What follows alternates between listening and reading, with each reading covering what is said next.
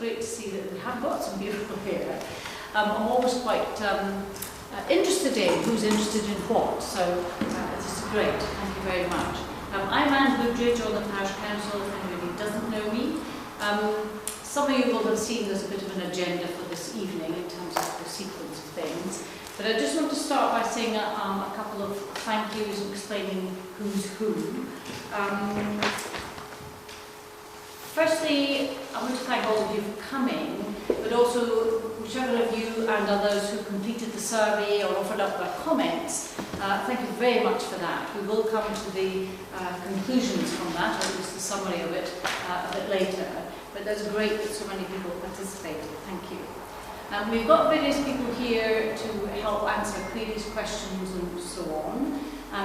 Firstly, Steve Essex from Transport Initiatives, LLP. They conducted the feasibility study that we're going to be talking about this evening for non-motorised user pathways.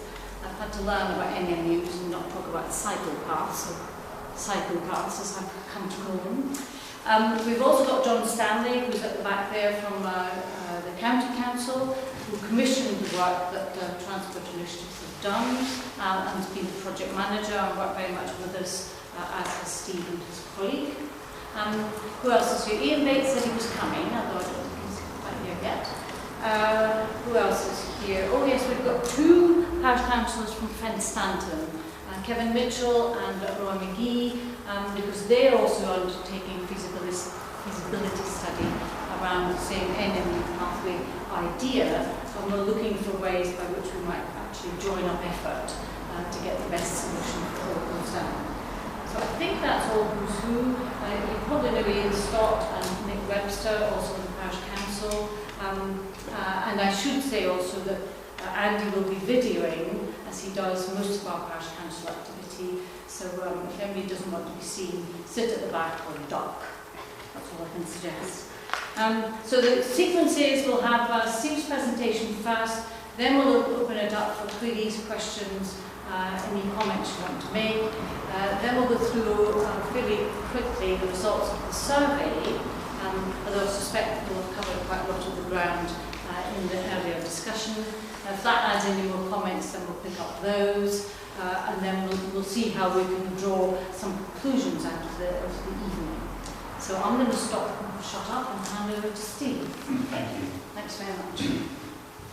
Make sure you can see. You will see this. Yes, thank you. Okay, right. Okay, you all know about these. So my company, Transport Initiatives, were commissioned by Chap back to look at the paths which various paths across the new line of new A14 between Hilton and Huntington Gray and Stanton and St Ives. So we were asked to look at initially 5 routes, one on Mere Way, one on Potton Road, one on Hilton Road, and 2 sort of connecting routes mixed and matched.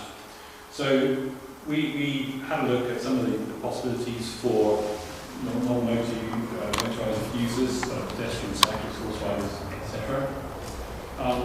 Starting with Mere Way, I hope you know that the northern part, kind of grey end, is nicely serviced, it's very open, it's virtually no traffic at all. You get to the farm just north of the A14, where the tarmac stops for briefly. There is then the new bridge over the A14, which is first tarmac surface. As you go over that, so you're on Hilton side of the A14, there is actually a sign that suggests you can cycle in one direction and there's a right way in the other. So somebody's thinking of something, even though there's only one sign there. A bit further south, when you get to Lattenbury Farm, the surface, because the farm is doing his own purposes, is really, really broken up. It's not really suitable for cycling or wheelchairs or anything like that. Further south again, just as you approach the village, there's quite a nice section between some trees. And then finally, there's the last section over the fields, which is about a couple of metres wide. It's only just an ordinary footpath type track, even though it is a private way. And then it comes out onto the lane just inside, from that point, just inside the 30-mile-an-hour limit. So the next one I'd like to look at is along Potton Road towards St Ives. At this end, I mean, it's got bits on it which you can cycle and walk along. For cyclists, at this end of the path, is a very narrow little bit of path that goes into again, the little cul-de-sac. Cross farm close, sorry. It's not a terribly nice corner to start the path. The path across farm close is very narrow, with a tree you wouldn't really want to cut down. If you're looking the other direction towards St Ives, again, there's another tree which sort of gets in the way of making a cycle path.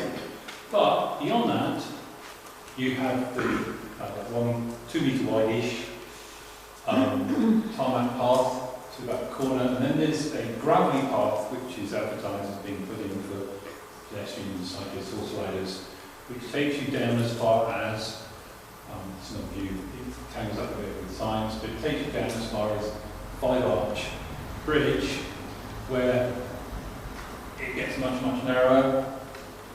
Unfortunately, the path stops before the bridge. They didn't bother solving the problem of the bridge. It's very narrow. There is a parapet on this side, and then the new path alongside the bridge over the A14 is on the wrong side. You have to cross over to get to it. And then when you get the other, so in a sense, it's quite nice. It's about 3 metres wide. It's smooth. It's a verge between you and traffic. But when you get to the north end, unfortunately, it ends at a blind corner. Okay, so there's a number of things wrong with it. It's on the wrong side, it finishes at the blind corner, and there's no further path onwards towards the left, which is path onwards. We have a look at speeds of traffic on Potton Road. I hope, can you see this? What basically, this is the drawing that Hilton diagram. I'll have a quick look. But Hilton's this end. The next business park is that end, and what we did, we measured speeds of traffic at various points and drew a sort of average line that connects them together. So that's the national speed limit on that road, 60 miles an hour. The fastest vehicle we got was 77-ish. That's the same car, so you can see it. And the speeds as you approach Hilton are a little bit above the speed limit there. They go to quite high. If you drop it, you go to the top of the bridge, and all the way you get to the... Excuse me, when did you do this over a period? And what period was it? I did some in, it was early in April I did those. Times of day? Right. I did some in the morning peak and some in the off peak. I've got some in the evening peak as well, diagram. So I spread them over the day. They are just all added together. But it's really to give a picture, I think, not terribly interested in the actual speeds, but the picture that there is speeding as you approach the village. Speeds are quite high and some are extremely high. So that was when the 40 limit was in place all of that time. You were taking the readings? There was a 40 limit in place the whole time, right. Or at least from ever beginning of bridge was, so that people are just playing on disregard. The next one we'll quick look at is the Hilton Road option I was asked to look at. As you know, Hilton Road is relatively narrow, it's winding. Again, they have to ride a path over the bridge. This is a fenced end. You can see how cyclists can get join and leave it quite easily. But there's no continuation for non-motorised pedestrian sailings on the road. The other end, it just stops at, what's the name here from? Thank you. There is an ending, but I suspect every cyclist will use that. But again, there's no path going onwards for pedestrians. The other key problem on this doesn't show very well, because it's dark, it's subway underneath the existing A14, and it's got barriers either end, cyclists having problems. But what's I thought quite interesting was there's actually a mounting block for horses, but you couldn't get horses. You could lead a horse through the subway, but you couldn't get it around those chicanes. So that really, that's the purpose. So it is a right of way, so the horses should be able to get through, even if there isn't a right of way. And the last thing we considered is that junction in Fence Stanton, it's a little bit confusing for particular cyclists. You come out of here, not entirely sure what you have to do to get to the path along lane. It's actually the side of the road. Yeah, I know, you get to go work your way across over there, and like that.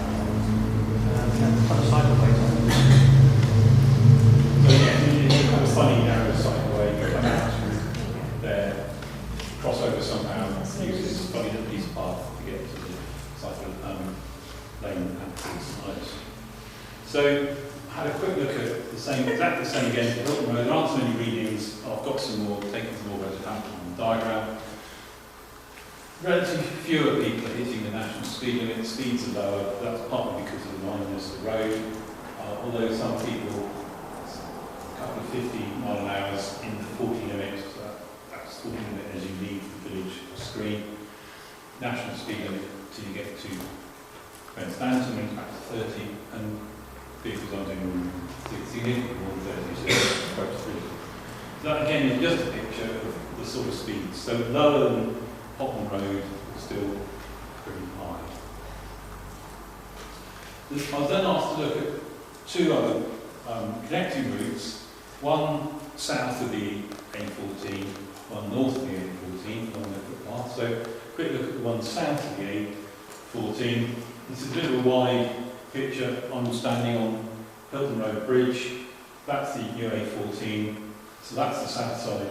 So the new path, the potential path I was asked to look at, will come along the south side of the road.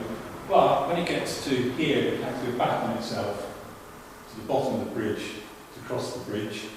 And at the other end, Potton Road end, you have a stream to cross, and to get from 5 Arch Bridge, you don't want to cross over to the new path only to cross back. You'd have to build a path, another path, all along the verge of the road, that's somewhat down road level, and to this is where you have the bridge. The footpath just out of the lakes, the Potton Road end, very pleasant, about 2 metres wide. Yes, you could walk and cycle, you could cycle along there, but the Fence Stanton end, it crosses a field. The top of the bank is much narrower, about 1.5 metres, and you have the issue of how do you handle the animals. Do you have categories, bikes, or do you fence it off? So just something to consider. And again, when you at the Potton Road end, you're on that blind corner. So the footpath is down there, mess from building the road. You have to cross the road at the blind corner. So in practice with that path, you'd have to cross further south near the bridge, possibly where there's the entrance being made, and then a new path alongside the Potton Road to where the footpath is.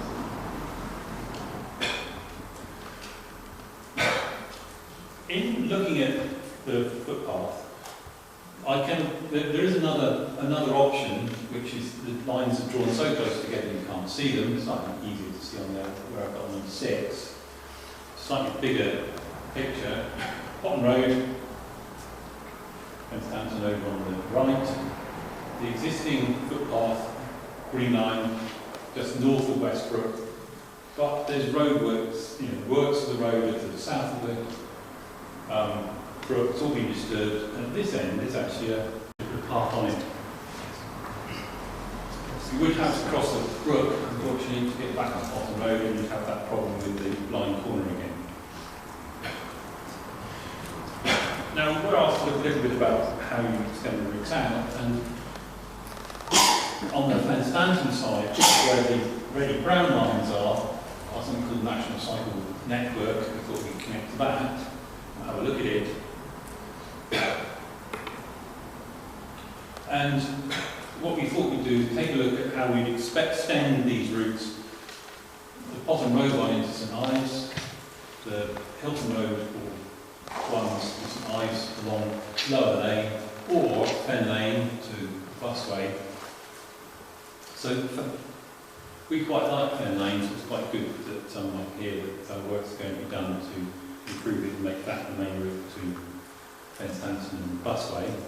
But the other way, Lower Lane, you're considering that if you want to get to St Ives, Pleasant Lane to St Ives along the line of the old road across the bridge where it has been closed to general traffic, well, in one direction anyway. But the issue is the roundabout over the road from the main road from the A14 bypassing St Ives continues to stream of traffic in evening peak, and it's very difficult to cross. So it's in another direction on a rather wet day. You'd have to make a crossing between, across each side by the island, which could be done, but it's something else you have to do. So we initially came up with a suggestion that we favoured Potham Road as far as the footpath, the proposal, the alternative route parallel to the footpath into Fenstanton, and then using Lower Lane, cross the roundabout into St Ives, with Fen Lane as a sort of alternative later. Near way, you could sign it now. You could say, route available for mountain bikes, horses, pedestrians, because it exists, it's usable. Now, we were also asked as one about where they can get used. I don't know how well the colours work, but if you're walking and you walk on lightly trafficked roads or footpaths or whatever, then in 1 mile of walking takes you to that yellow area around Hilton. Remember, you don't particularly want to walk down the road to Patworth, so ignore that. And 2 miles is a slightly larger green one, and 5 miles is the grey blue. Now, put in various things like primary schools, blue dots. I think kids from here go to Fenstanton. Secondary schools there. So you can actually see there isn't an awful lot within walking distance in terms of practical utility walking distance. So I wouldn't expect it sort of practical utility walking to increase much, even though improving the paths makes new options for walkie dog or that type of thing. Cycling is good because some of the roads are busy and you can't use footpaths. So 5 miles does get you to things like St Ives. You can get to Gravely. The roads aren't good enough to get to Patworth if you work there and it's been closed. So I thought about sort of where can you get to in 15 minutes, 30 minutes and 45 minutes from Hilton if you built these routes. And you could get to a fair number of places around here. You could get to Busway, you could get to St Ives, some employment places. You couldn't quite get to Huntingdon, unfortunately. Now you could, I will throw it in, if you did make a similar path on the road to Patworth, you could actually increase the area you could serve by walking and cycling from here quite a lot. Now there are various techniques for working out where cyclists are going to go, and you can currently do it for journeys to work, so you can tweak it so that you can show that few people will be travelling between Hilton and St Ives. So that doesn't mean to say this does actually go from the centre of these areas, it doesn't show exactly where people go, but it does indicate that although most of, say, cycling would be happening around Huntingdon and St Ives, there would be some between Hilton and St Ives using that technique. So this is my plan of what we recommend. If we cut out Lower Lane because there's a proposal to improve Fen Lane, then the sort of things we would probably be looking to do are Potham Road, Hilton. You have to get from the road to the footpath If you walk, you can come from Cross Farm Close. If you cycle, then the corner by Cross Farm Close is the line corner. You'd have to make some sort of connection between the road and the footway, somewhere in the middle of that straight section where there's adequate visibility in either direction. I know some cyclists would cycle around to Cross Farm Close, but it's a bit narrow. You also have to improve the surface of the gravelly track we use for horses and things, and work our way around some of the signs or move some of the signs just to give a.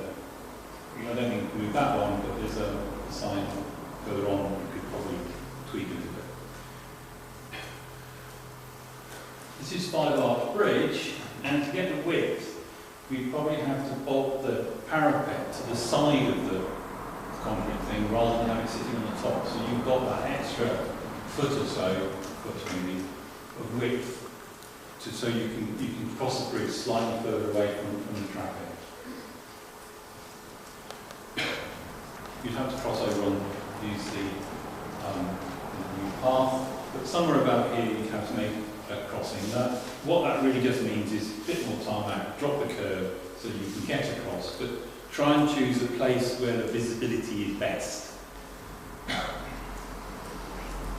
Then, yes, I talked a bit about the subway, but Anna's just said that the barriers are likely to come down anyway, so that's good. And then we'd have to make some proposals for how you cross over here and how it makes sense to cross over. The route is obvious, particularly if the idea is that most people would use the road to busway, Fen Lane, just make it slightly safer. So I haven't drawn a plan of that yet, but we'll do, following discussions and comments.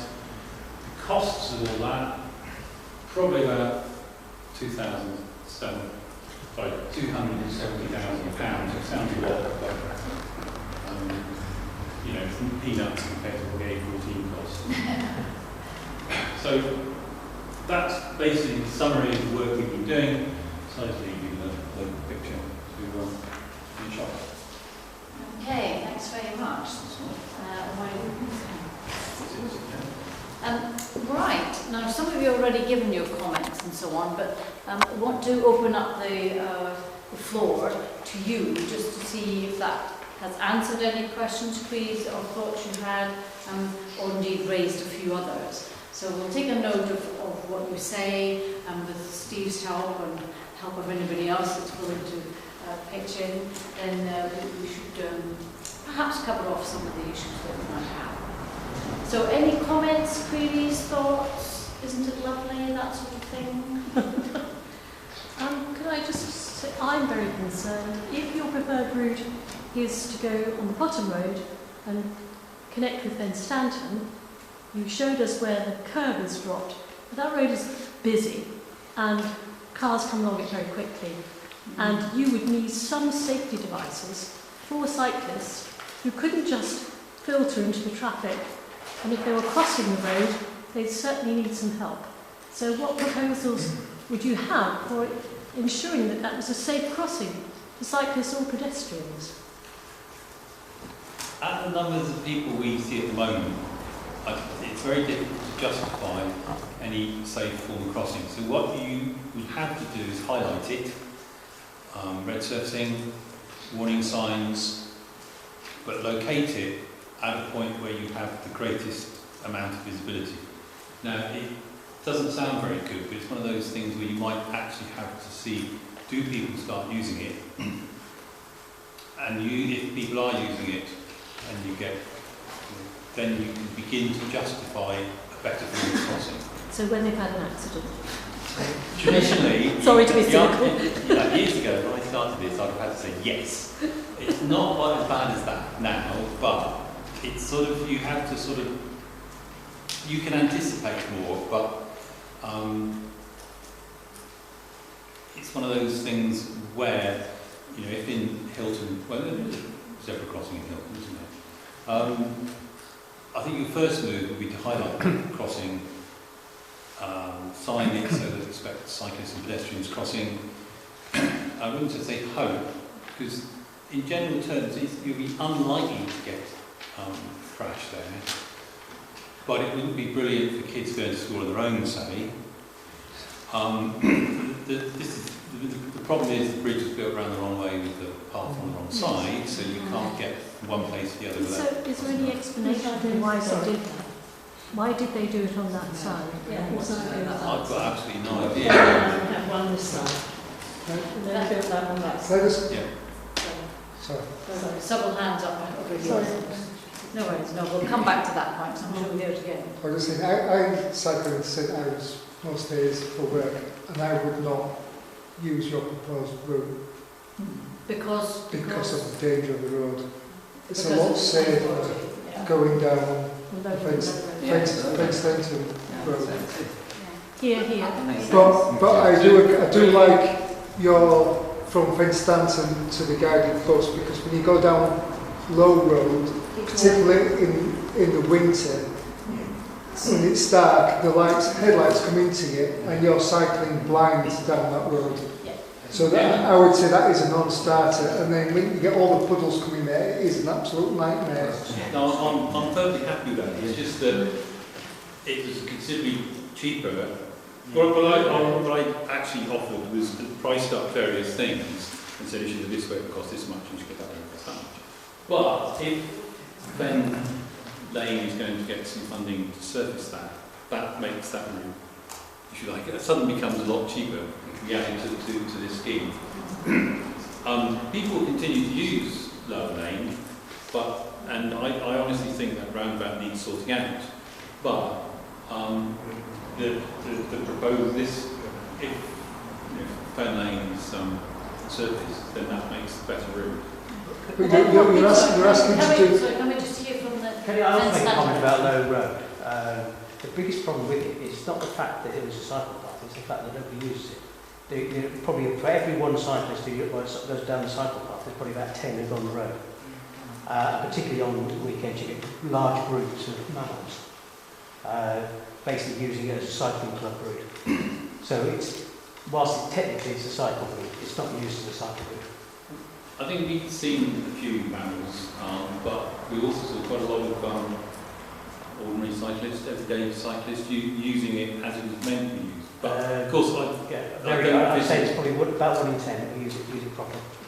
I'd have to take the advice on it. And as an ordinary everyday cyclist and having cycled it, both, say I wouldn't go up the Potton Road at all, and going up the back roads, is challenging, and cycling along the cycle path towards St Ives is doubly challenging because the hedge comes out and it's very narrow and it's uneven, so it's not a pleasant ride. And when you ride on the road, you get car users abusing you because you're not on the cycle path there. So that's my And that's the low road you're talking about. That's the low road, yeah. So it sounds like so far we've got two main issues, and they are main. One is crossing Potton Road, doing anything on Potton Road in a sense, because it is mighty unsafe. And then secondly, the connecting to Fenstanton. And as our councillors there have said, upgrading along Checker Street and down Fen Lane to catch up with the guided busway would be a much safer option and more pleasant, in fact, as others are welcome. So well done, you guys. Well, the Route 6 would involve crossing the road twice, right? And the other end just sort of line forward, so how is that's even worse. This is, in a sense, why I was talking about trying to move where you have to cross away from that corner closest to the bridge. And would it be totally exorbitant to move the carriage lane? Also, the path is on the correct side, you could cross it twice. Really dangerous. Yes, it is silly. I don't know why it was designed like that. That was, I mean, it could well have been designed years ago. we did, if it's any help, which isn't really. Council did ask Highways England before they did either of the cycle bits over the new A14. We did ask that they were both put on the other sides. And when they built the first one on Potton Road, on the west side, we said, no, can you please at least They'll make the one on the Fenstanton Hilton Road on the west side. So we obviously weren't listened to, so we're terribly sorry, but we tried and we failed. So we are where we are, unfortunately, and there's no way they're going to change it. And it's not as though we talked to them 6 weeks before the event. Oh, no. We talked to them a year before the event. So, but we just didn't get through. So I think everybody has agreed that they're on the wrong side, lovely that they might be, but they're not going to serve us particularly well. So whatever solution we come up with is a compromise, and it's not going to be ideal. Sorry.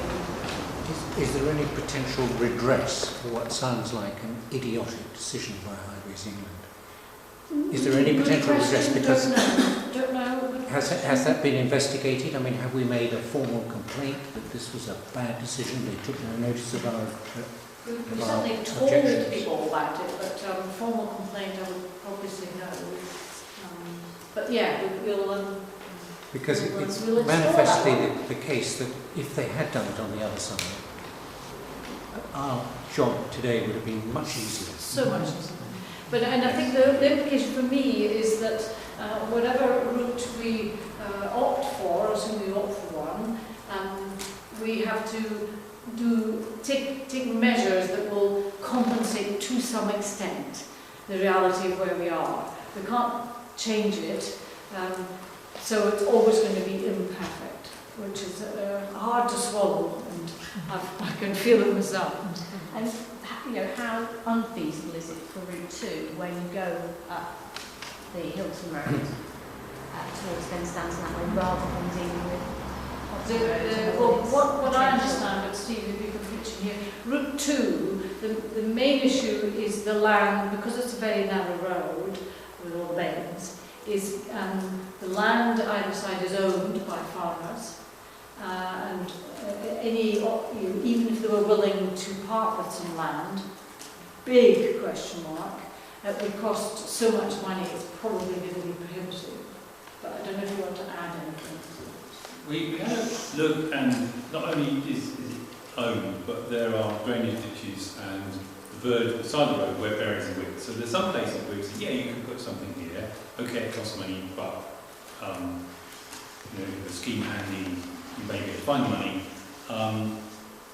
But it was sort of a bit complicated, and I didn't actually go down there blow by blow and say, you'd have to put the bridge over here, or you can use this path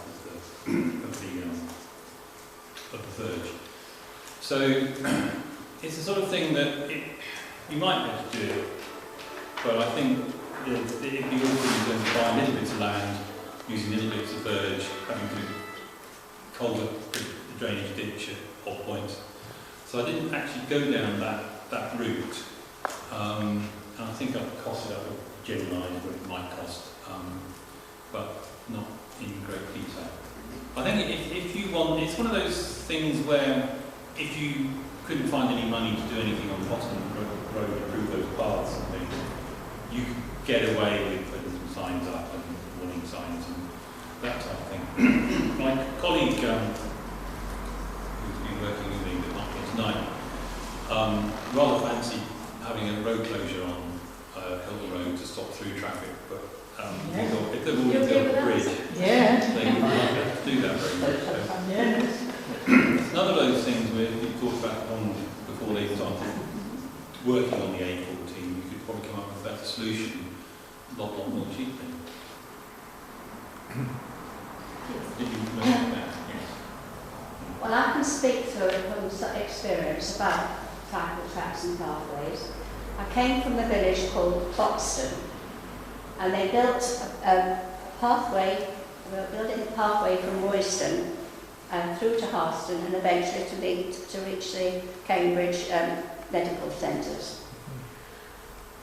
When the first part past Foxton, when they finished that, there was a big group of people, a huge group of cyclists went along to christen it, which is, like Max said, about 12.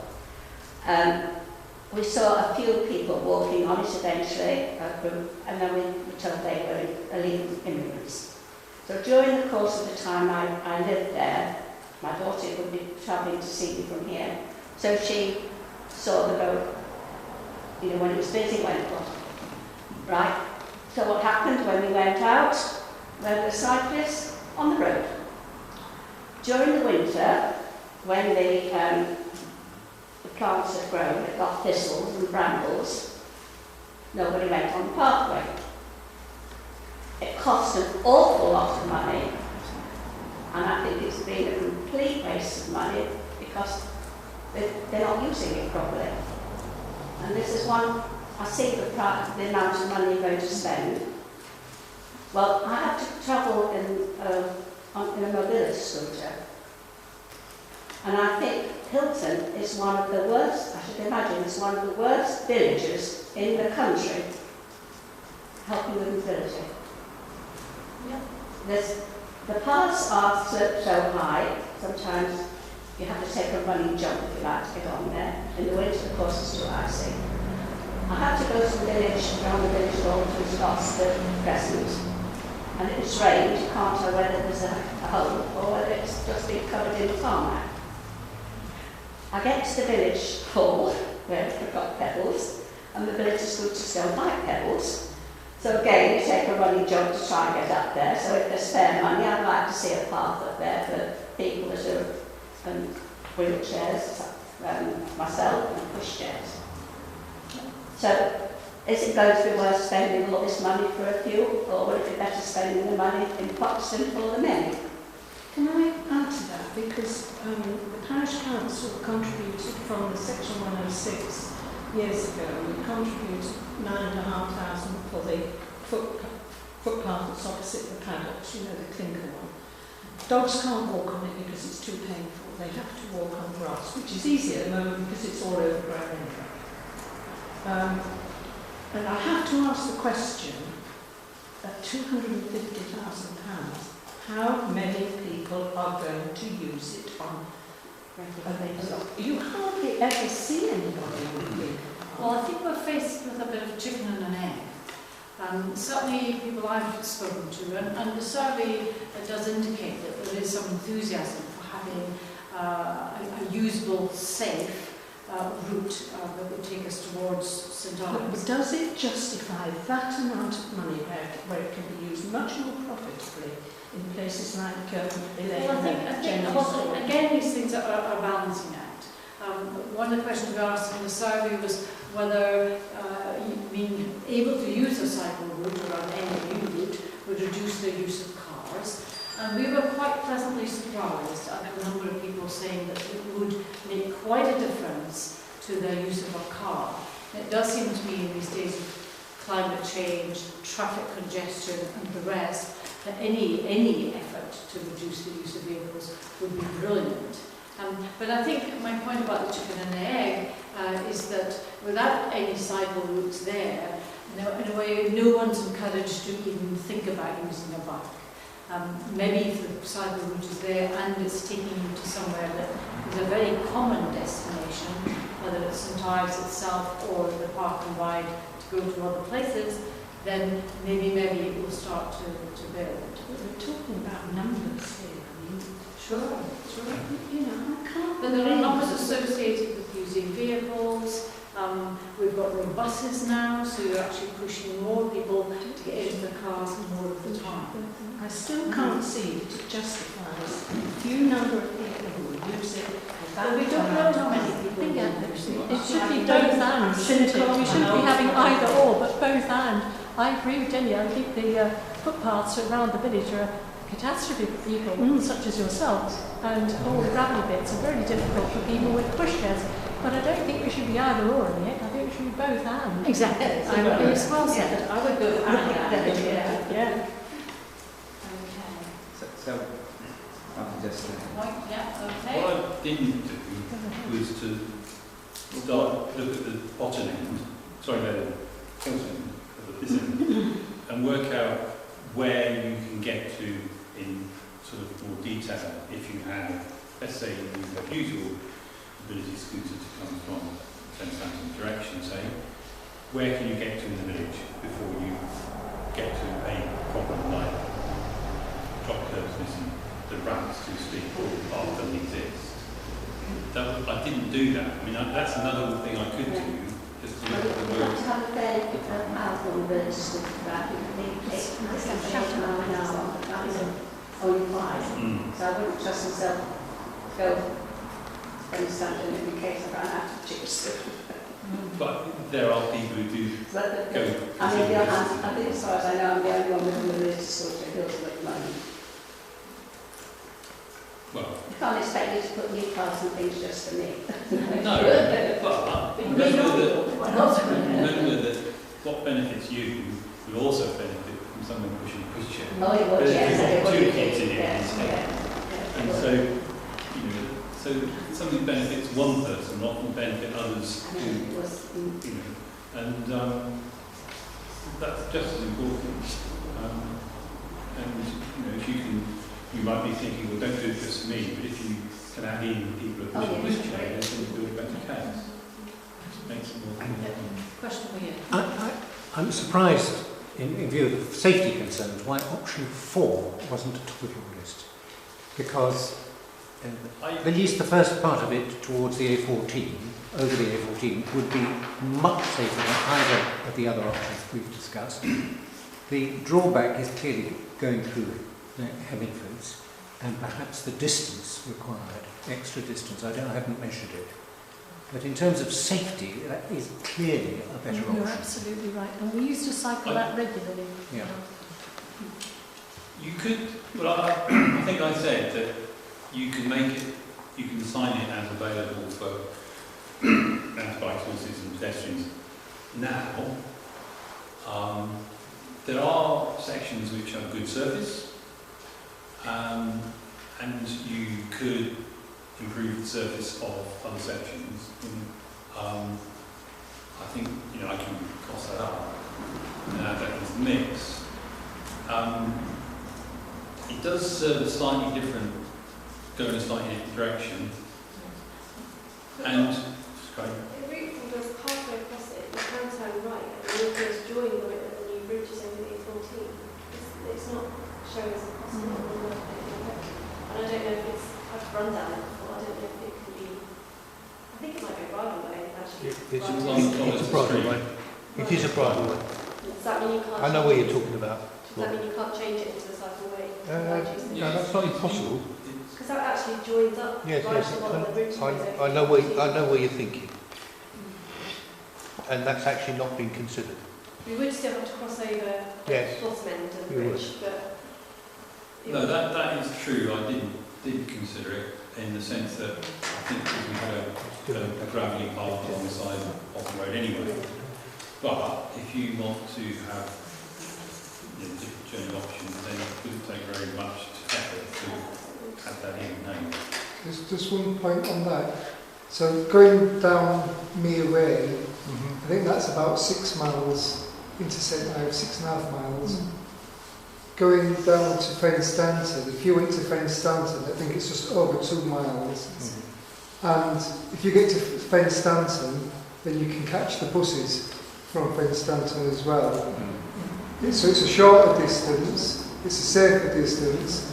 You've got access to buses after 2 miles of walking or cycling. I mean, to me, that is You're absolutely going. Absolutely right, and there's less traffic. There's less traffic. I think as well, what I think, I don't know, I don't see anyone using the road, but I run it a lot, and I see loads of people on this road. There's a lot of young children use it as well as cycles and stand, sit rent or whatever. But I pass loads of people, we're not just hardcore few people, so there's quite a few of us using that, and I mean, I run it, so I see them, and I can see on my Strava thing around when people go up and down there. And it's a pleasant experience. Yeah, it is. But you're talking about going down the road, the actual cycling on the road, or trying to make a Try and make a path. on that bit. So do we get any funding from the County Council to It's a help? good question, and I don't know the answer yet. Because We I would saw have to one of them apply. peddling some information about them saying, oh, they're doing a cycle path. So they're actually mentioning us. We'd have to from a number of sources. Which just is to give would you be some- the next stage if we agree with something. Sorry, Ian. Yeah. If we go back to what's happening in Fenstanton, down Fen Lane, the County Council has already allocated £195,000 to that project. 5,000 from my colleagues here. These are two parish councils from St Stanton Parish have committed 5,000, so that currently, and that's actually progressing, okay. Wherever you start, at some point, right, you have to think about the finance. We're not really at that point because you've not got what is your preferred, what's the best, what's the safest, which is the quickest, fastest, etc., etc. So the funding basically comes later. St Stanton have secured that money, the council have given them that money, which could influence your thoughts. And that's just for the Fen Lane part. That's for yes, but obviously that floods as well, doesn't it? It's essentially, well, not for me, but this parish council. Essentially, very much is to get from Stanton down to the guided bus. To the guided bus, and then of course once you're on that route, you can get into St Ives quite easily. It does flood, so will that be? It's not flooded for ages. It flooded last year. It hasn't flooded this year. It hasn't flooded this year. It's wet and muddy. It's It not. hasn't flooded this year. I think that's mainly the surface. It's a route that we do use anyway, but it's just it's a little bit uncomfortable on the backside. To be totally frank, if it floods at the top end, the guided bus is flooded as well. Well, that's what I'm saying. Yeah. So what I'm saying is, that if you're going to spend all that money, you don't then want it to be like out of use. If we, have increased water, that we can't use it because then that would be a waste of money, wouldn't it? So we need to assess that problem in the flooding. Well, you accept the flooding because we're in that sort of area, but the amount of times that it has been flooded on that for the last couple of years is minimal. It's very, very minimal. In fact, it hasn't really. I just want to pick up Heather. She's going to hand up to her. I know you jokingly, not jokingly said option 2, the road could be closed. Is there any possibility that the road could just be made one way, so it goes, say, from Hilton to Fen Stanton for cars, and the other half of it could be a cycle pathway, mobility scooter way, whatever, so you maintain some flexibility. You've got a tarmac surface already, which will be safe. But how do you get that? On number 1, road 1. Cars could use one. It would have to be counterclockwise. You'd have to come out of Fen Stanton up to where the garages and the roundabout.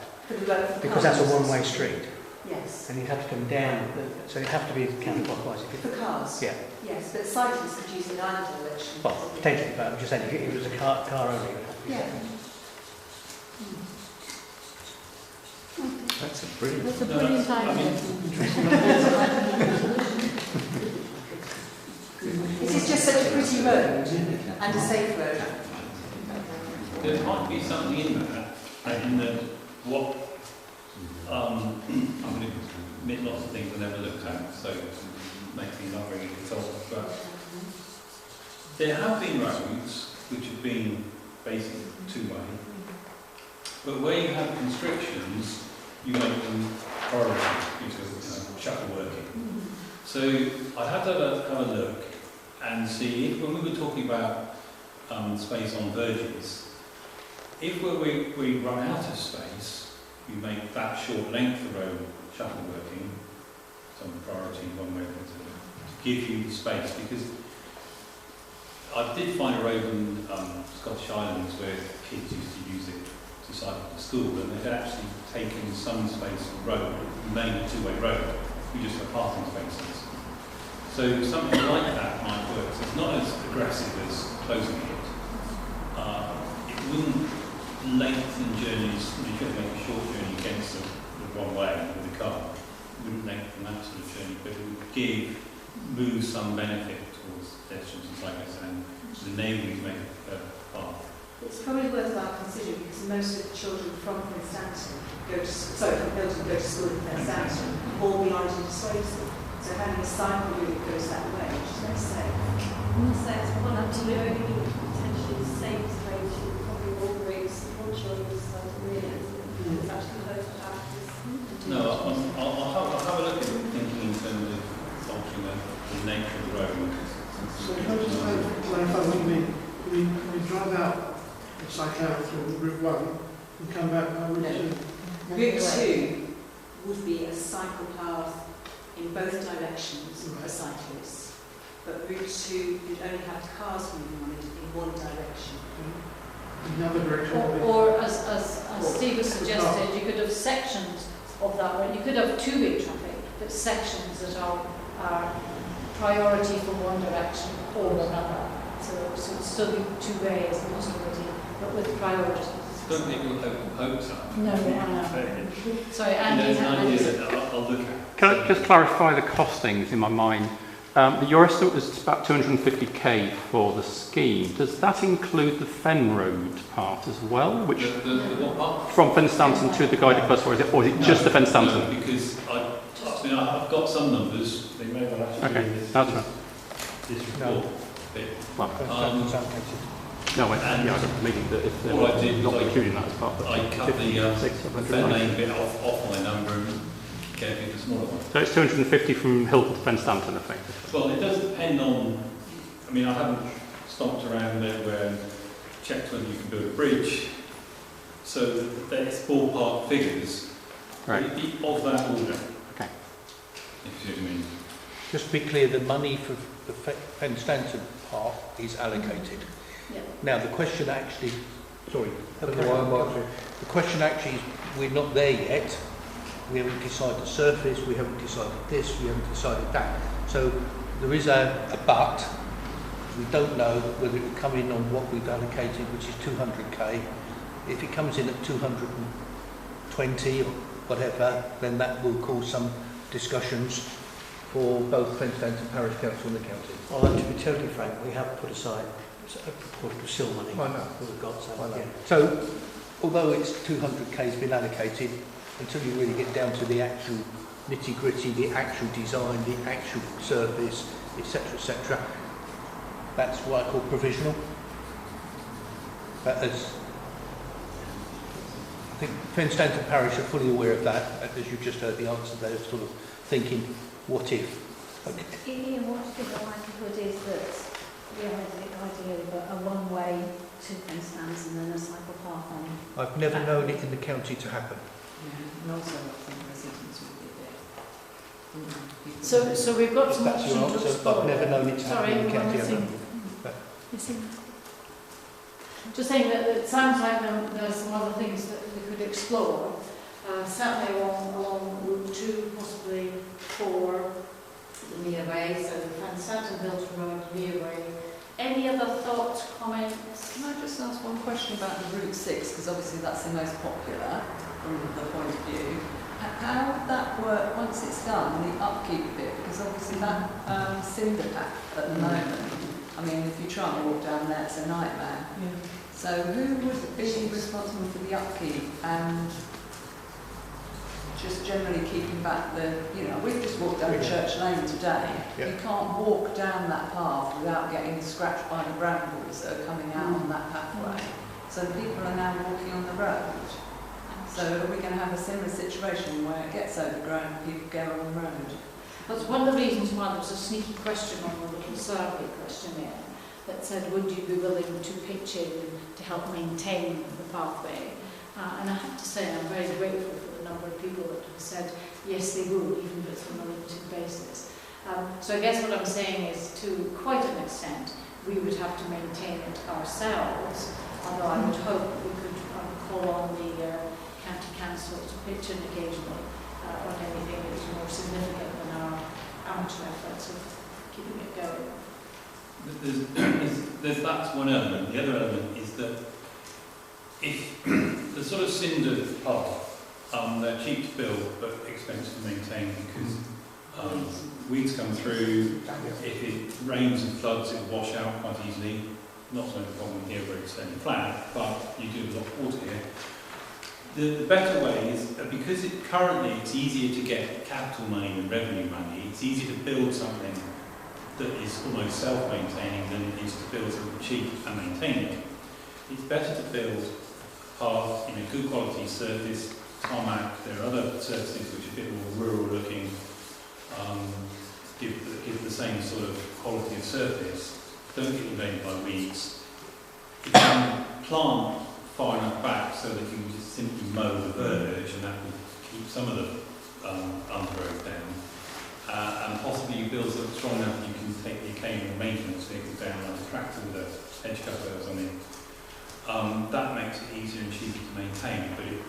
And so what you actually do is you're spending money beginning to build a path that is strong enough to take a tractor and is a surface that doesn't allow weeds to come through, won't wash out and all that sort of thing. And have you factored that into your The cost is a better quality path, yes. There has been a debate about what I call rural against urban, okay, and that's pretty well ongoing daily about it would suit to have tarmac, and I go to some places they say, sorry, we don't want tarmac, we don't want that, because it's a rural village, whereas if you go in the centre of some of our market towns, and there is a debate about that particular issue. Depends on the audience, to be honest with you. I have to say that in the report that Steve and his colleague have put together thus far, there's quite a lot of information there about different kinds of services and the respective costs. So at least the information is there for us to kind of mull over and think about and so on. But as you can see, there's a lot to think about. Yes. I still think that we're missing the point slightly, that we look at the low road to Fen Stanton. Loads of people use it, and I say I've underlined. Yeah. And there's a lot of young children who use that. They cycle, and especially recently because of the exams, I suppose. They've been cycling back down this way forever, and they're thinking, okay, they're coming back odd times. Years ago, we had a similar situation on the bottom road there. Unfortunately, someone got run over because we couldn't find cash to make a crossing. And I think we should be looking at this, what the young people want as well. You know, they use fence stands this way to not go down, you know. Yep, I do agree with that, and in a way the future is with the young people anyway. So it's schooling, it's college, it's entertainment, it's whatever. And the big issue is always, well, certainly for the parents, is the safety one, and how we actually get the whole thing kick-started in a safe way. So I do agree with you, and we haven't missed the point, I hope, in terms of looking at Route 2, which is the Fen Stanton Hilton Road. There's some very interesting ideas come out here in terms of things that could be examined, could be explored, so we'll hopefully do that. Yes, and on that point, and going, all the dangers of crossing the bottom road or St Ives Road at various points, and that bit across the field, it would be actually quite dark on a sort of a winter evening or even an early evening, and it worries me that it is so remote there that it might put people off wanting to use it if they're feeling vulnerable because they're far from them. Yes. Well, what do you want to do? Child going down there? Perhaps one thing that just needs to be reminded, whatever you do or wherever you go, okay, until you choose, it would be the subject of the independent safety audit.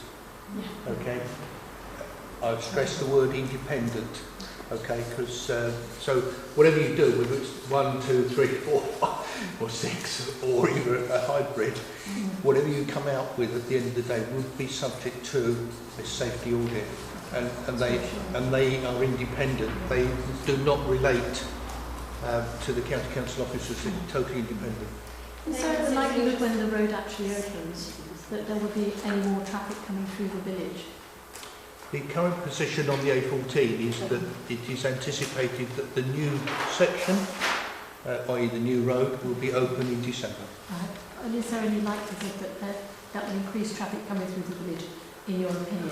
Or don't you know? Well, I think there's different views on that. I have my opinion and some other people have their opinion. So what is your opinion? My opinion, actually, that the road, actually when it's open, the signage obviously at the A1, where lots of the heavy vehicles come to, if they want to actually get back onto the B1040 or onto the old road, would have to go down to the Cambridge service station to do a rather tortuous roundabout route to get back onto the old road to come back up.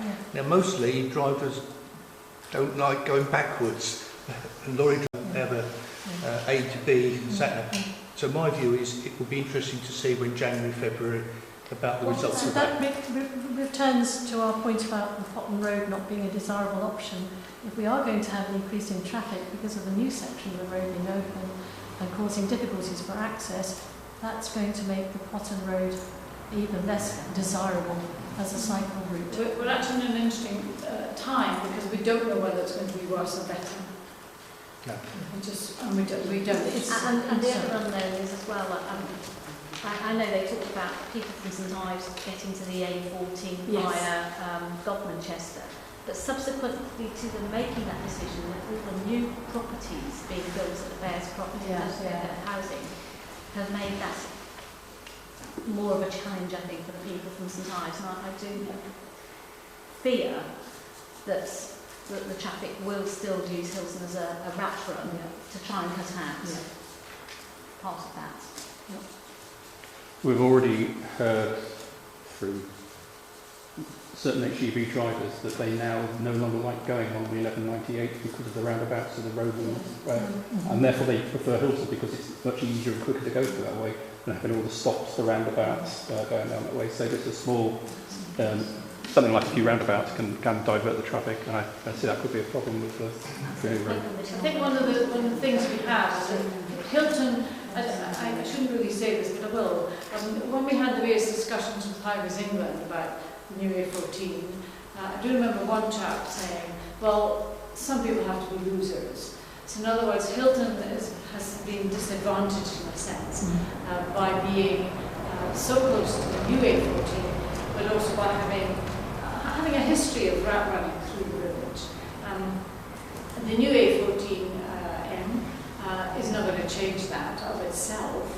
So we either need to take other measures to reduce the traffic, or, and in a way this is part of what this is about, is find other modes of transport and other routes that are a bit safer so that people can get about without being in massive traffic jams or whatever, because of the place that we happen to be in that's just become a sort of blip on the main road.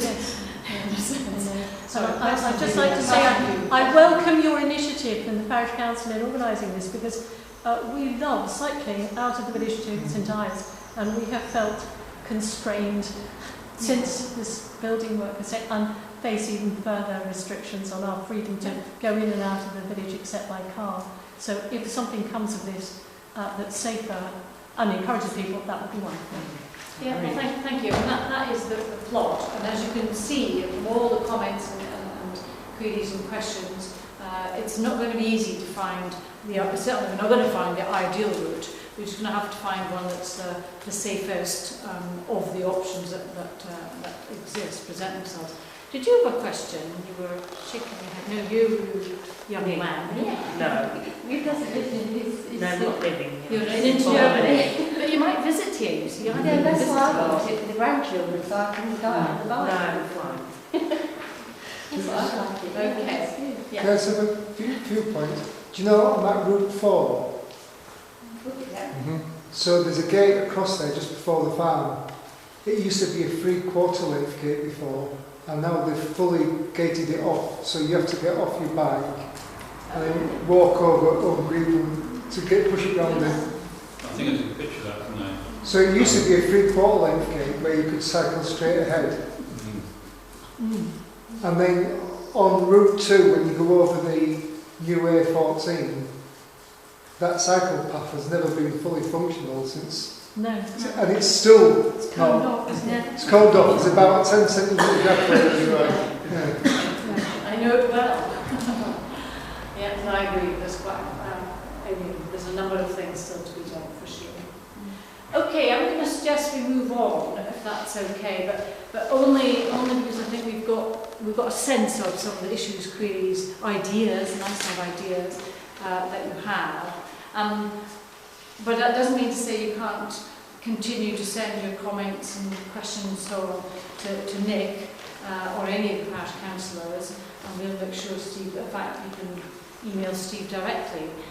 His contact details are on our website, the report is on our website, so please keep thinking, but do bear in mind that whatever we end up with, hopefully we'll end up with a solution that is nevertheless some degree of compromise, because because of where we are. I'd just like to take a few minutes to take you through the details of the survey, and then if that prompts any other questions, queries, then great. Which one of you is going to present me with the survey? Steve, have you got the... I've got what you sent me. Here. Possible to... Yeah. And I'll have the...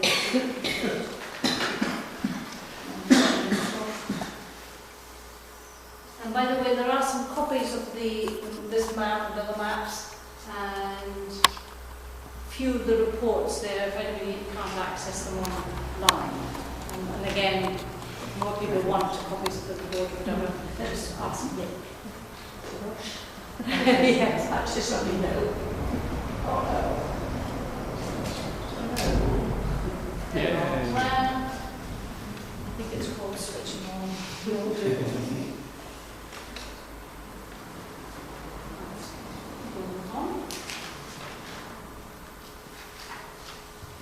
By the way, whilst Steve's doing that, I should add that the funding to do the feasibility study has largely been from the Cambridgeshire Community Foundation, which is a body that has a number of donors, and we had to apply to them to get the funding. That plus some generous donations from parishioners and the Parish Council have enabled us to at least get this far. And the CCF are keen to know your views, and they've asked if we can report back to them in terms of this meeting. They would also have two other requests. One is, would anybody mind, and would you please, allow yourselves to be photographed, albeit from the back, so we don't see all your faces, unless you want your face shown, so that they can publicise the fact that they did help in this way. The second thing they're asking for, if anybody has a particular situation or story that they'll be willing to share, and it's really something that's something about, well, how a cycle route or a motorised, non-motorised user route would help that particular person or that family. If you're willing to come up with any of those, please do tell us. Okay, how are we doing? Press buttons to get it to move. I'll do it, just tell me which one. Down one. Okay, okay, let me just rattle through this fairly quickly. Right, what you can't see is, this is question one, how many users in your household who actually might use the route. And you'll see here we had 55% saying there were 1 to 2 people, 40% saying 3 or 4, and more than that, 5% of respondents. We had 62 responses. Okay. The next question, ages of potential users. Interesting. This is actually saying it's at the moment, going back to the point about children, all the people that are potential users. So interesting as some of our respondents are saying that in that age bracket they would quite willing to use the routes. Under 10s, that's nice to see. We'd like to see more in these brackets, but that's something I think we need to work on. And those percentages are way over 100%. These more than one. Oh, right, okay. Yes, that's a problem. Sorry, I should have said. Yes. And several of the questions have said you can tick more than one box. So, yes, because we're looking at the household. Okay. So at least there's some interest in using such a car. So this question was the purposes. So school, college, work, health, shopping, and leisure, entertainment, and whatever else. So most say that it would be health, shopping and leisure would be the main purposes. I would actually like to see work and school and college go up the scale as well. We will see. This one says, how often in a week would the non-motorised user pathway be used? So you can see here the big red bit of pie, 2 or 3 days a week. So most people would say that use it 2 or 3 days a week. Nevertheless, 5% did say they might use it every day of the week. Better than that. Okay, this question is, this is about, do you agree or disagree with Transport Initiative's recommendation on Route 6. And actually 75% agree that that would be the best option. Now that's very interesting to me given the comments from around the room this evening that clearly suggest there are serious concerns with some aspects of Route 6, so we have noted those. I'm not expecting you to read all this.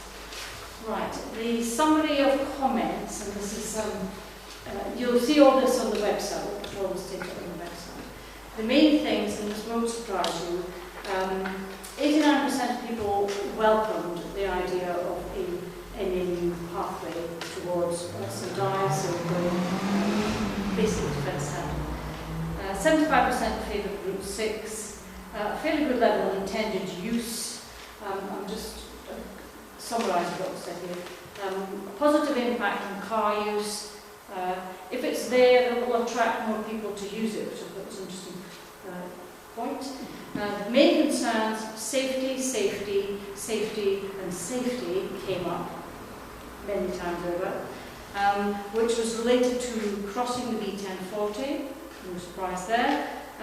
The isolation, dark at night, so who's going to use it? We're going to let my teenage children use it at night, or even during the day. Indirectness of the route and its length. The traffic levels still being a major issue, which we've heard from this evening, and the costs. One, is it worth it, but what is the best option cost-wise? And given the reality of Hilton's situation, being bound by lots of traffic and rat running, how much would this really help?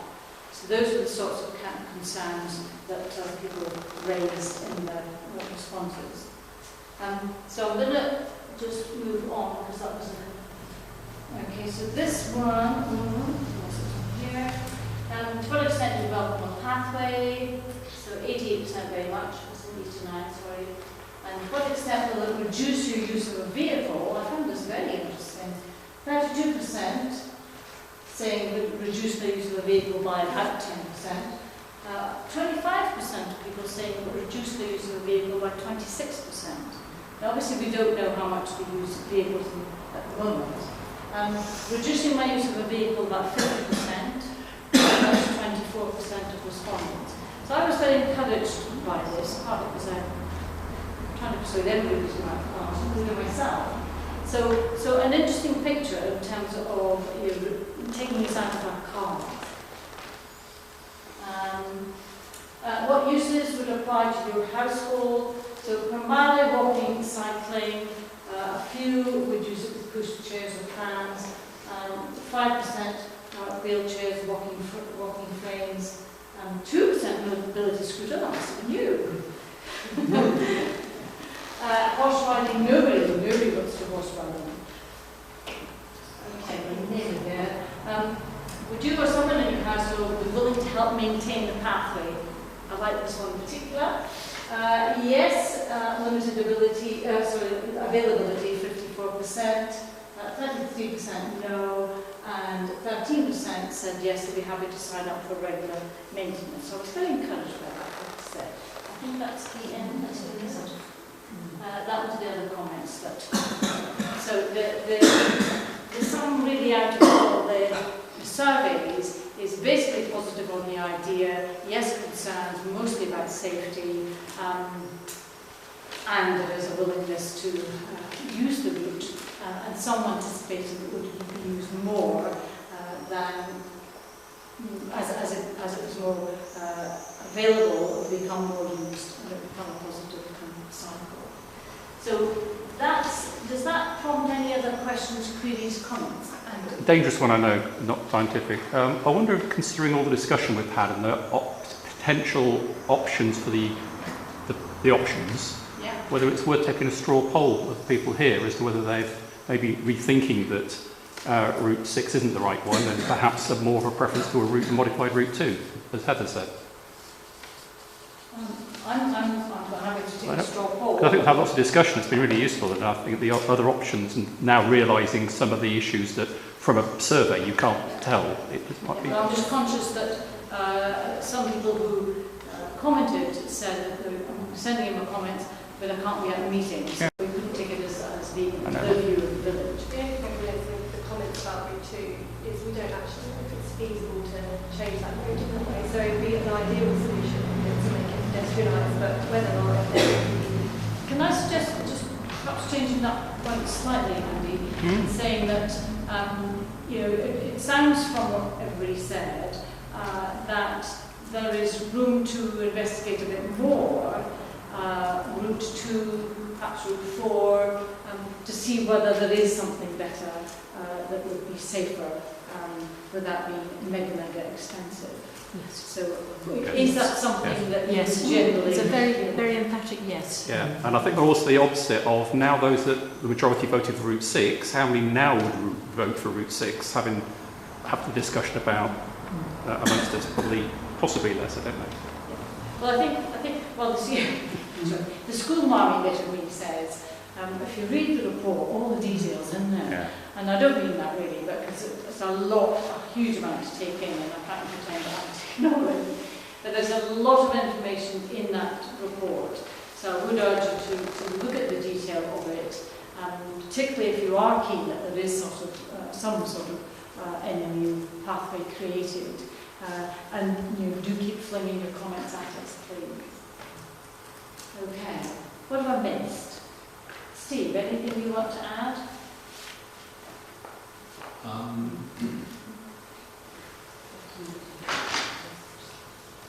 I think that this evening has produced some new ideas that are well worth investigating. Some of them could be argued dismissed or not really realised they were important in people's minds. And the other point I think make is that because you have sort of options, there's, for instance, north of Fenstanton, you use Fen Lane or Lower Road, you begin to build up a sort of more of a network rather than just a route, and people will find new ways of using it going forward. So you can think of it in that way, that the path, long path of Bottom Road, plus the path along Hilton Road, it's feasible. There's no reason why you only have to have one in the long term, obviously cost and things, but think of it as a network rather than just a single route. Yeah. And one of the things we did look at ourselves early on was the linking to the national cycle routes. Of course, Fenstanton was a national cycle route, goes through Fenstanton. So that's one of the reasons why we kind of pushed for that. Okay. And can I make a couple of comments? Yeah. One, the bit that's just south of the A14, down to where effectively 5 and 2 link, is actually Fenstanton. So, it's your territory. I'm not saying it's territory, but I'm just saying if there's any upgrades of development needed there, then obviously we'll need to talk to you about that fairly quickly. Right. Okay. So you're actually saying that routes 5 and 6 would come under the bailiwick of... Well, I believe that Harry Bound is actually sort of somewhere between where 5 goes in and drops down to 6. Okay, thank you. Yeah. You're right on the border there, Anne. Okay. But I'm just saying, if that needs to be upgraded, then let's have that conversation. Yeah. And the other one, it's probably a bit further in the distance, but one of the things that we are looking to do is to see if we can get, as a la Fen Drayton, a request stop at the top of the fen. So rather than having to drive going all the way into the park and ride, potentially there'll be a bike park, a secure bike park, and a request stop for the busway. Okay, good idea. Yeah. Great idea. That would be good. Yeah. Anything else somebody would like to say, suggest? What's the timeline? Timeline? Yeah. Whenever. It would probably take, I don't know, 2-3 years. John, is that? Even if we get the route agreed and the funding, it would take 2-3 years. So you've got to keep fit in the meantime. I'm not going to shop my bike yet. Not quite yet. Okay. All right, it's getting dark. Do you think we should go home? Thank you again for coming, and please keep interested and give us your comments. Thank you. Thank you. Thanks for organising it. Thank you very much. Yeah.